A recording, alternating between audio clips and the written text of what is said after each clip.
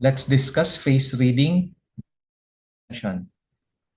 Hypertension is a common medical condition primarily characterized by elevated systemic arterial blood pressure. It is generally believed that people under the age of 40 with a blood pressure higher than 140/90 mmHg when at rest are considered to have high blood pressure. Elevated arterial blood pressure is the main clinical symptoms. It can cause pathological changes in organs such as the blood vessels, brain, heart, and kidney. The main symptoms include headache, dizziness, heaviness in the head, tinnitus, blurred vision, forgetfulness, inattention, insomnia, fatigue, numbness of the limbs, and palpitations.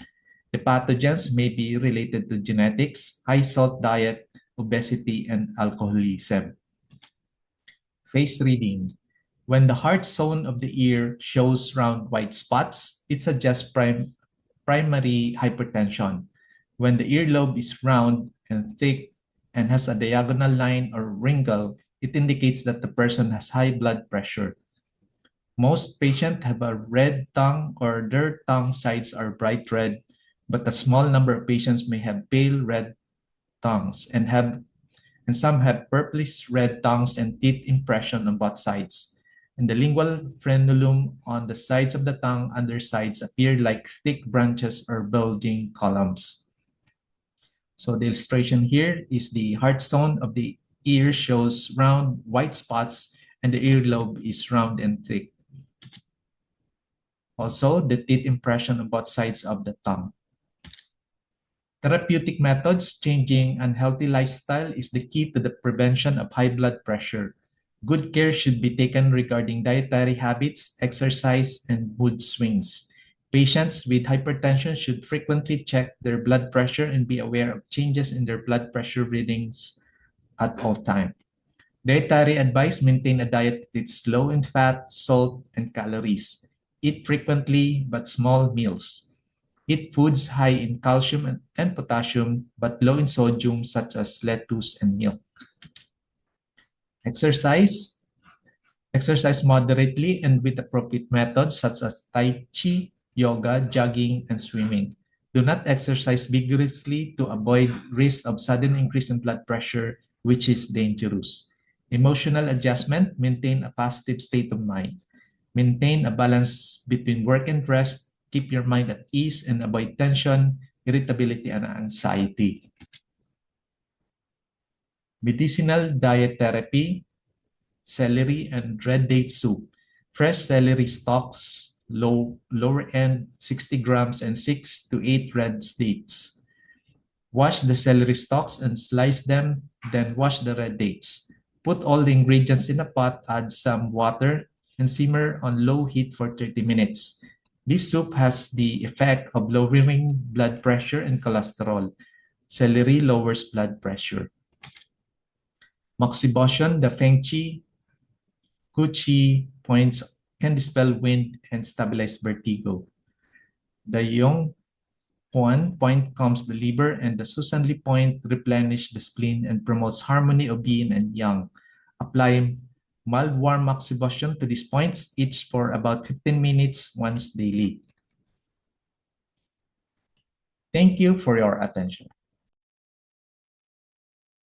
Interviewing for painful menstrual periods, case history. A 15-year-old girl had been suffering from severe abdominal pain for just over a year, beginning 18 months after menarche. The pain was on the right side of her abdomen, and she described it as a continuous dull ache. However, it would become sharp and stabbing during her period and also at other times. The pain was relieved by the application of heat. 3 months before she came for treatment, the patient had an ovarian cyst removed from her left side, and one on her right side had been drained. She also had recurrent attacks of oral and genital ulcers since the age of 9. These had been relieved by treatment with steroids. On questioning, the patient revealed that she was prone to constipation, specifically that she had infrequent bowel actions. Her tongue body was swollen and slightly red on the sides. It had a white sticky coating, particularly in the gallbladder area, and was peeled in the center. Her pulse was wiry on the right and slightly wiry on the left, where it was also empty at the deep level. The stabbing nature of the abdominal pain, together with its alleviation by the application of heat, seems to suggest cold in the uterus as the main cause. The abdominal pain began shortly after menarche, which also would suggest the presence of cold in the uterus, as this is a very common pathogenic factor in young girls suffering from dysmenorrhea. The wiry quality of the pulse seems also to confirm the presence of stagnation. However, this initial hypothesis is not confirmed by the other clinical manifestations. Ovarian cysts are usually characterized by dampness, which is the case in this patient, as the presence of dampness is confirmed by the swelling of the tongue and the sticky coating. The recurrent oral and genital ulcers are caused by damp heat in the girdle and directing vessels.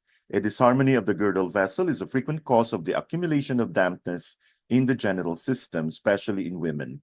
A disharmony of this vessel is confirmed by the distribution of the tongue coating in the gallbladder areas.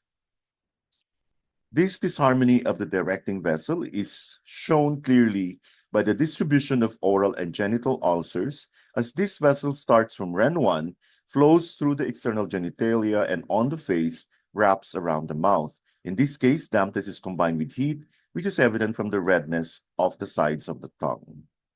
Therefore, we can conclude that the abdominal pain is caused by damp heat and not by cold, as it would appear on first impression.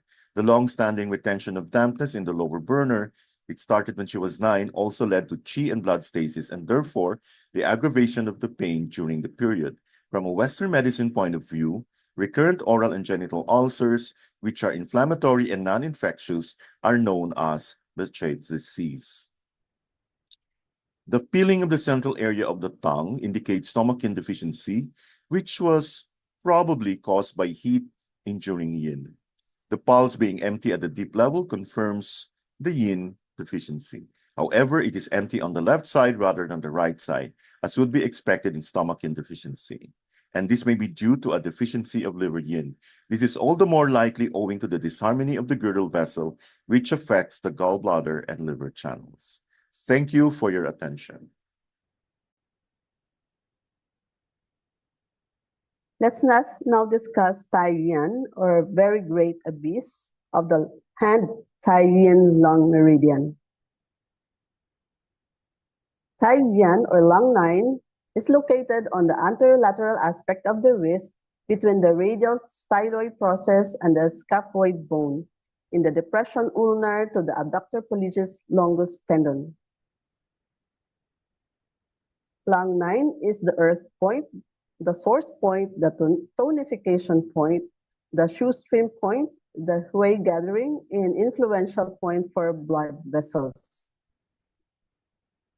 The spirit of metal, the animal soul or Po, is responsible for the automatic rhythmic processes of life.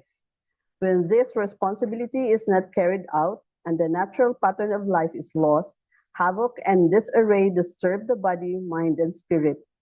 Very great abyss can restore order and trust in life. The pulses also show irregularity and are weak, deep, and nearly impossible to feel. According to Machocha, this point as the Hui gathering or influential point for blood vessels can help to clarify the pulses. A colloquial name for this point is corpse reviver because of this ability to revive and make apparent the pulses. Lung 9 is good for tonifying lung qi and stopping cough, and for lung yin. It also tonifies heart qi and blood in the upper jaw, the heart and lung officials being intimately connected here. Being the source point and thus activating yang qi, it is strengthening and restorative and good for both yin and yang deficiency. It is a great rebalancer as source points are for the meridian on which they are found. Lung 9 tonifies gathering or zhong qi and is sometimes combined with Ren 17 for particularly qi deficient patients with weak voice and cold hands. As a shoestring point, the movement of this point is said to imitate water pouring down deeper, wider, and stronger along the meridian. Person is in a state of grief and despair at this point through the direct connection it has with the origin as the source point on the receiver of the chi can reach the depths of the being, bringing stability and calm while revitalizing the spirit. When the receiver of chi feels insecure, there can be frantic grasping for things to shore up a sense of internal lack, disconnection, and discomfort.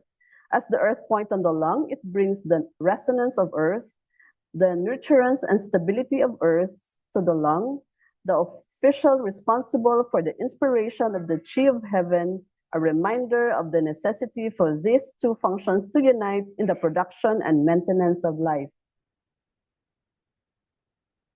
As the tonification point, it reestablishes this mother-child Shang cycle relationship and has a stabilizing and nourishing effect when there is emotional turmoil.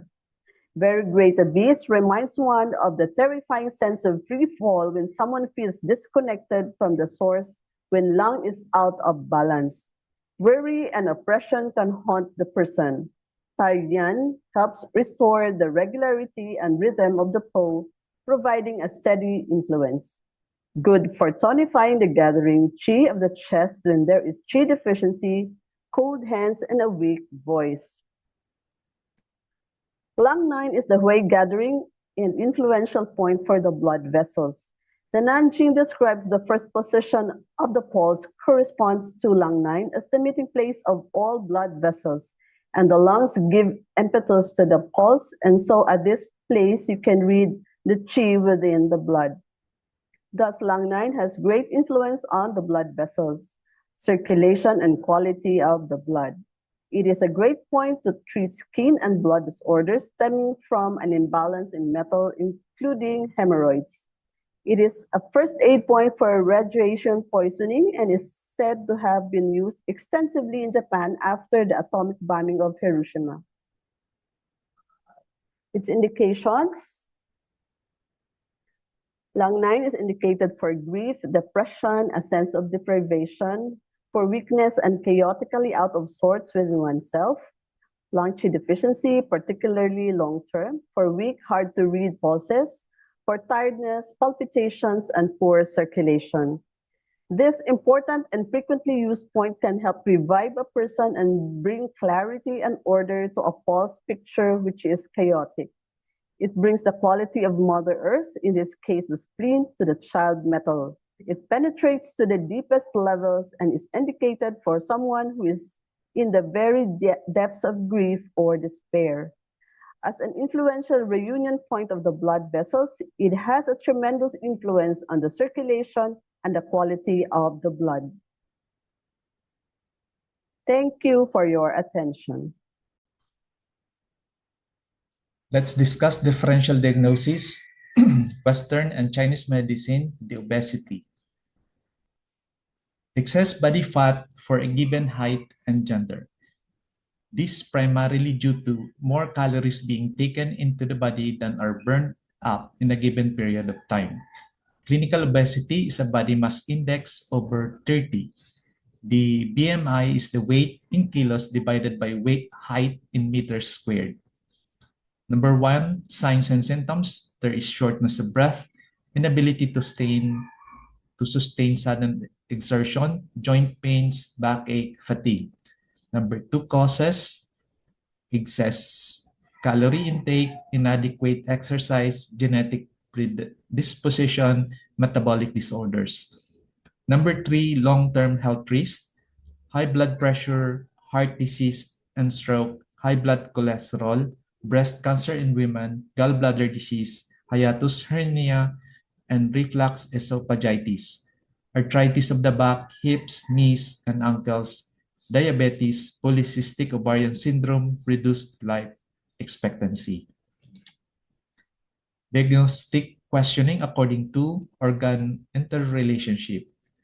Pathologies in wood, earth, water, sometimes in gas cycle control relationship.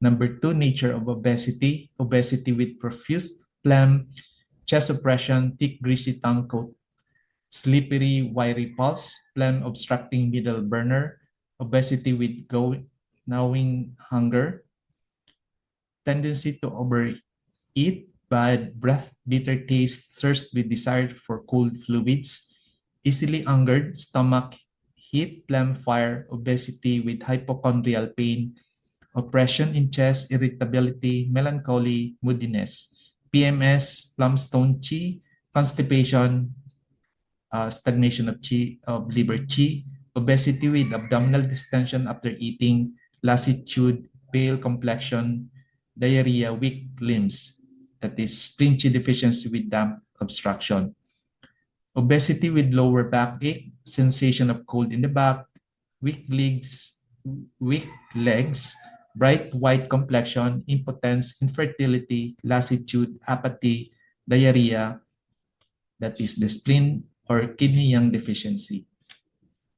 Number 3, etiology, excessive consumption of food, especially damp and phlegm-producing foods, inadequate exercise, emotional strain, that is stress, anger, frustration, depression, grief, worry, constitutional weakness, chronic illness, old age.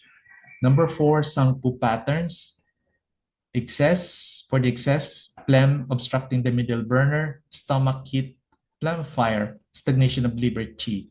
For deficiency, spleen qi deficiency with damp obstruction, spleen and kidney yang deficiency, liver qi deficiency.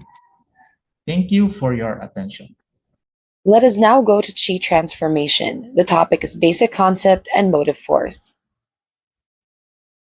The theory of Qi transformation is also an important component of CM. It is reflected in every phase, from the basic theories to all aspects of clinical practice.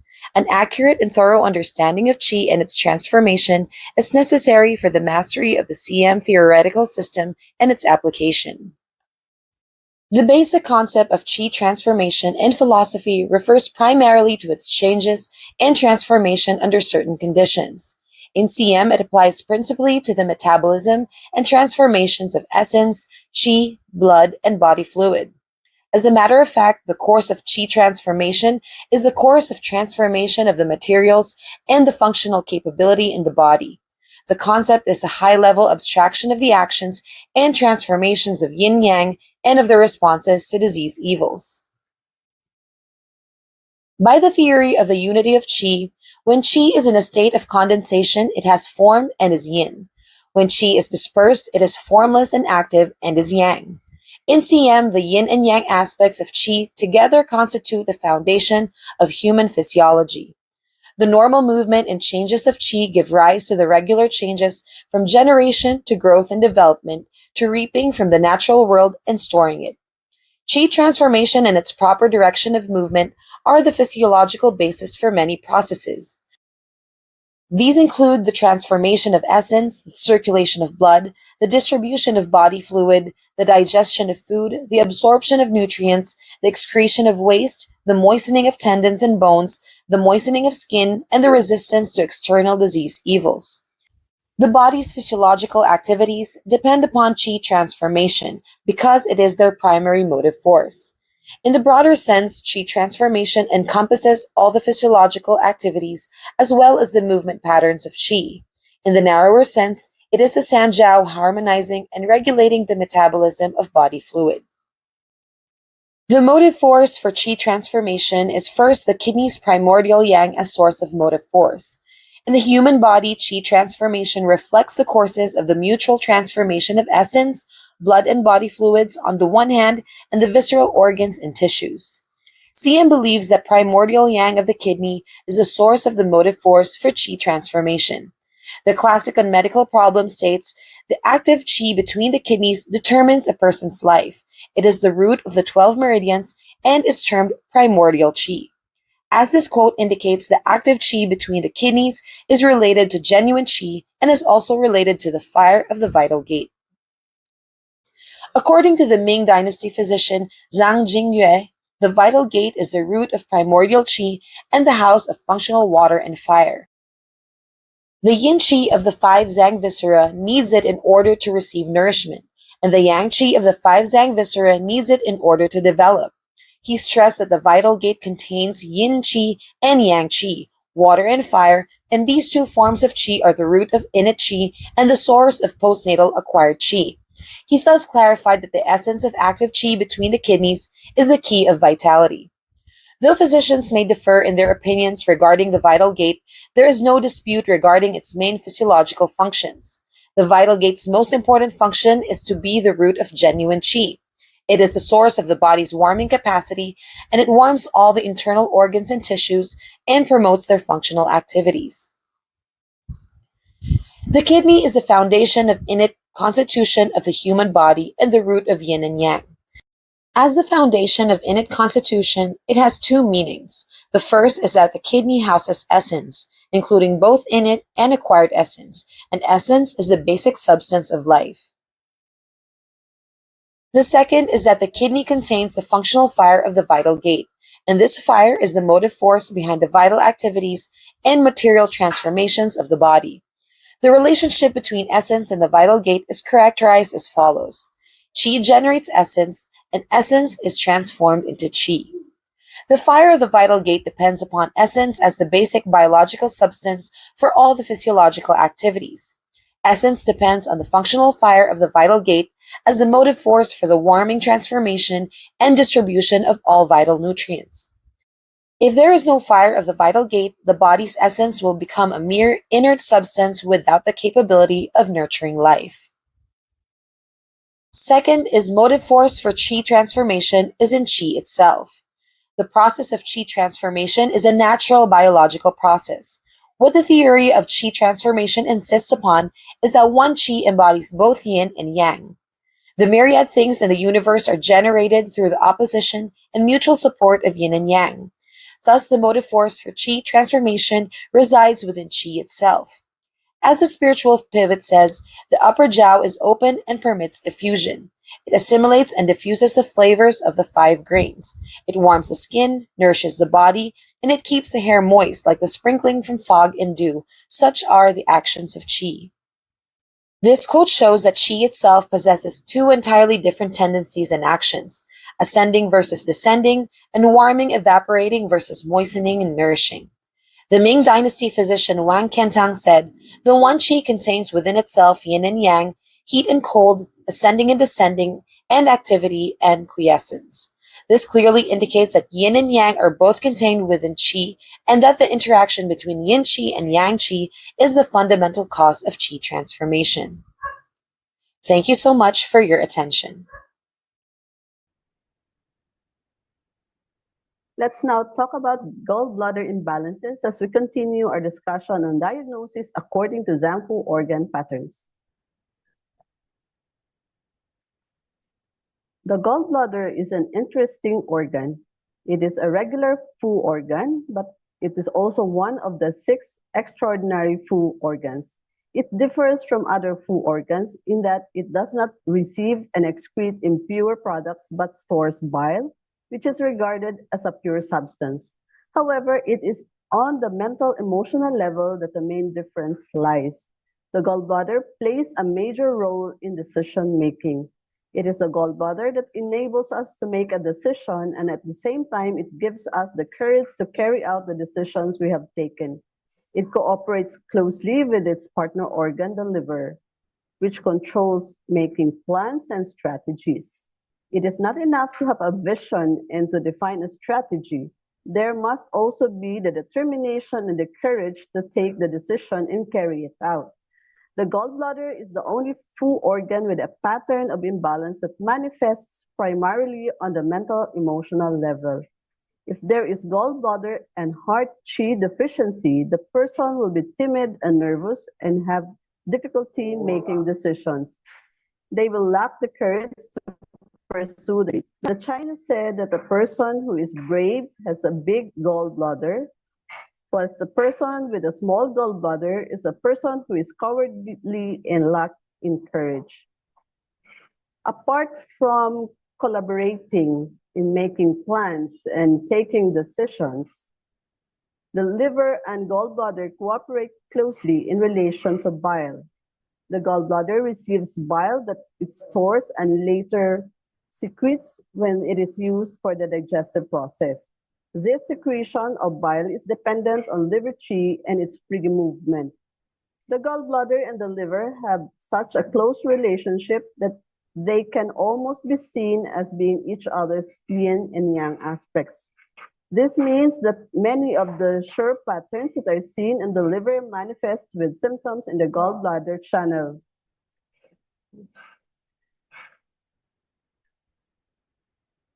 The gallbladder is affected negatively when dampness and damp heat block the free movement of qi and bile. The dampness and heat can be exogenous in the form of climatic factors or can be due to the diet if there is an excessive consumption of food and beverages that create damp and damp heat, typically fried food and food with a high fat content. Dampness and damp heat can also be generated internally when there is imbalance in other Zanku organs. Jaundice may be a sign of damp or damp heat in the gallbladder. Yellowing of the skin, yellow sclera, etc., are always a sign of the presence of damp or damp heat. In this situation, damp blocks the free movement of qi and bile from the gallbladder. Because there is stagnation of qi, there will often be pain in the region, and the damp will also give rise to a sensation of heaviness. Damp will often manifest with a sticky sensation in the mouth. The damp person can have a bitter taste if there is also heat. When there is damp heat, the heat aspect will result in the person being thirsty, but the damp aspect will mean that they do not want to drink anything. Damp can also manifest with a heavy headache and difficulty in thinking clearly. The urine can be cloudy due to dampness, but also dark and sparse due to the presence of heat. The stools can be either loose or constipated, depending on whether dampness or heat is the dominant form of pathogenic qi. When dampness blocks the qi or qi mechanism in the middle jaw, there can be symptoms such as nausea, vomiting, or lack of appetite. The combination of dampness, heat, and qi stagnation can lead to the formation of phlegm in the gallbladder. This will result in the formation of gallstones, which will then further block the free movement of the bile and qi in the gallbladder. Emotionally, the gallbladder is affected by the same factors as the liver, that is, anger, frustration, irritation, and unresolved emotions.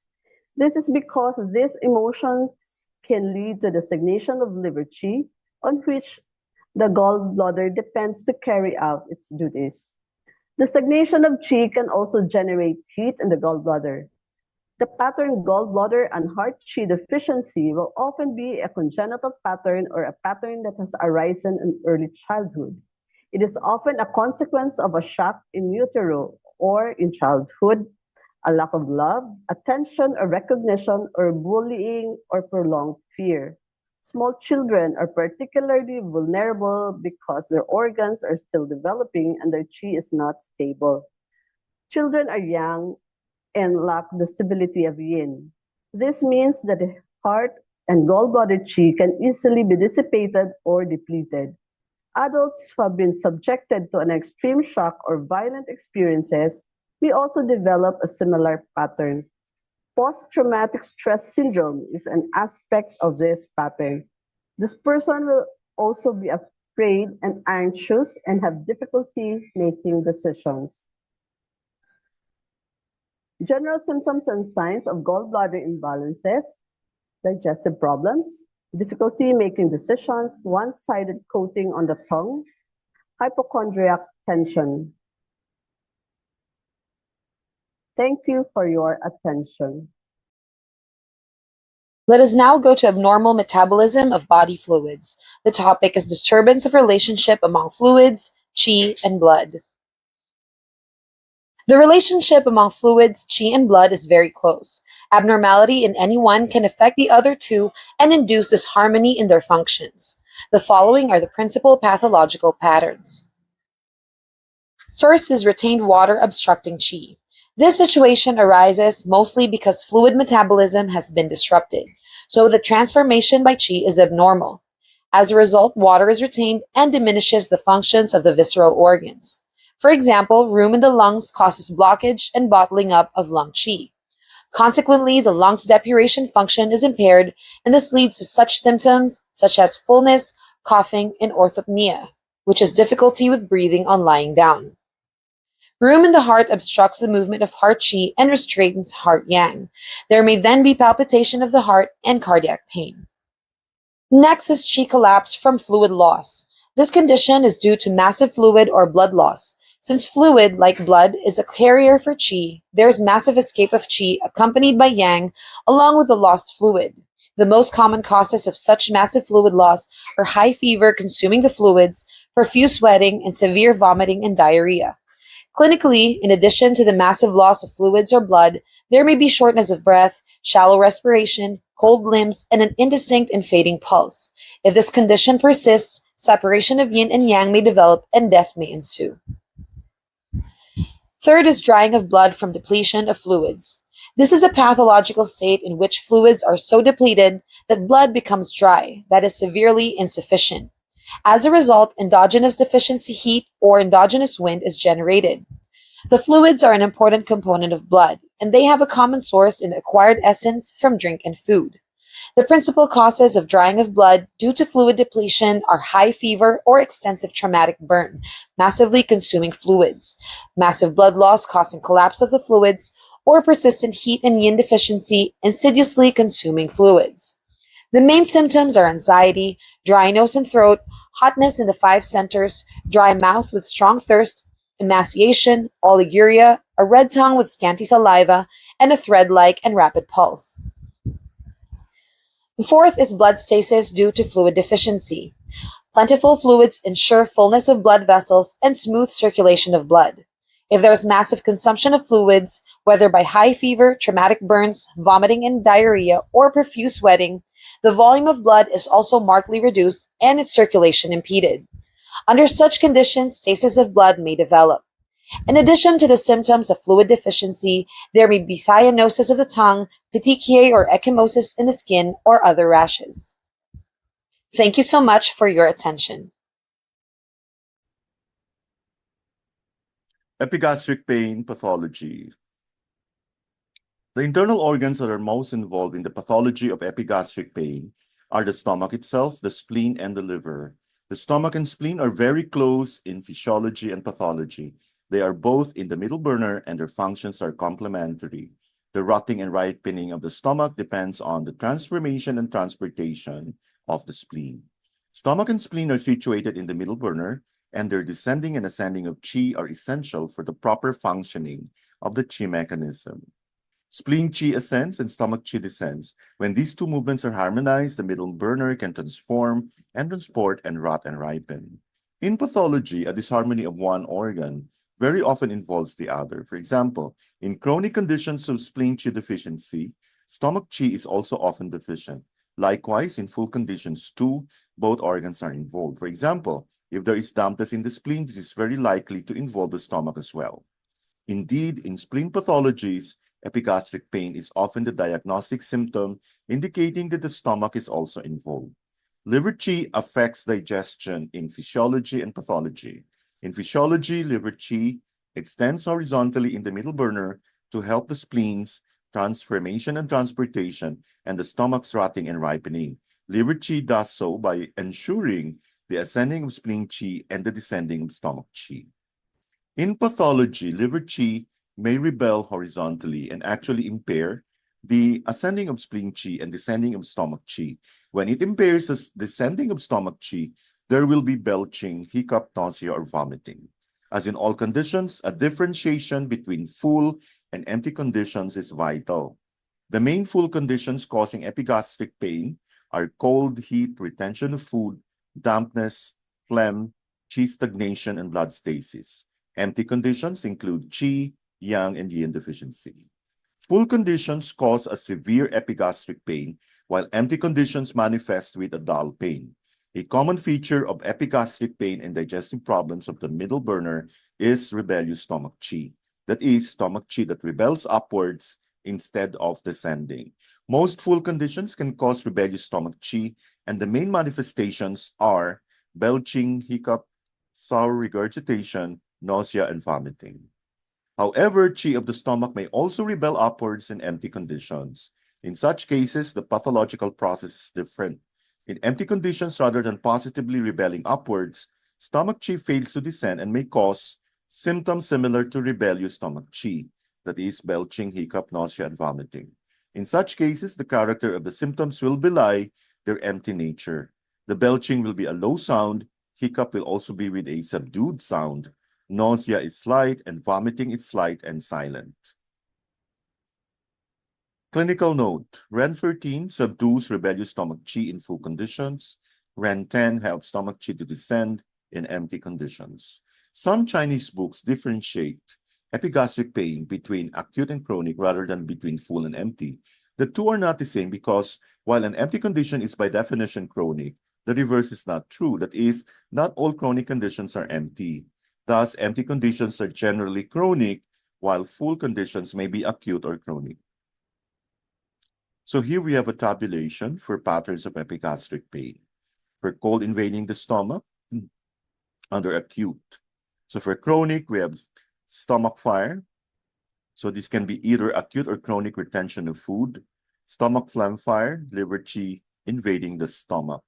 For stasis of blood in the stomach, there's heat, and then phlegm fluids in the stomach damp heat, stomach and spleen deficient and cold, stomach yin deficiency. Summary. The internal organs that are most involved in the pathology of epigastric pain are the stomach itself, the spleen, and the liver. Stomach and spleen are situated in the middle burner, and their descending and ascending of chi is essential for the proper functioning of the chi mechanism. In pathology, a disharmony of one organ very often involves the other. Liver chi affects digestion in physiology and pathology. In pathology, liver chi may rebel horizontally and actually impair the ascending of spleen chi and descending of stomach chi.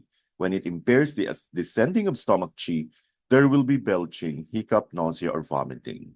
The main full conditions causing epigastric pain are cold, heat, retention of food, dampness, phlegm, chi stagnation, of blood stasis. Empty conditions include chi, yang, and yin deficiency. Thank you for your attention.